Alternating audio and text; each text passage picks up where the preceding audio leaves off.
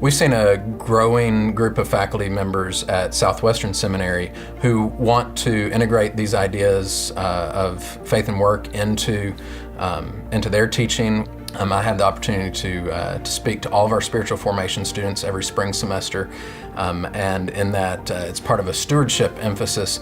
And in that stewardship emphasis, I talk about it. Stewardship is not simply about money. It certainly involves money, but stewardship is about stewarding and managing every aspect of our lives. I talk about that in relationship to a theology of work, and that this is what God has created us to do. From the very beginning in the garden, God gave Adam the responsibility to work.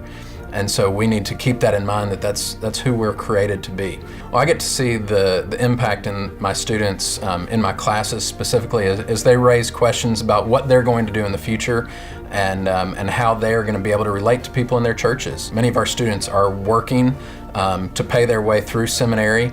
And I think in the past, many students looked at that as just a paycheck to be able to pay tuition. And now they're seeing that what they do on a daily basis, yes, it pays the tuition bill, but it's also a way that they minister to the community and minister to others. Being able to come to ON events has allowed me to be exposed to key thinkers that integrate faith and work so that I can become a better professor.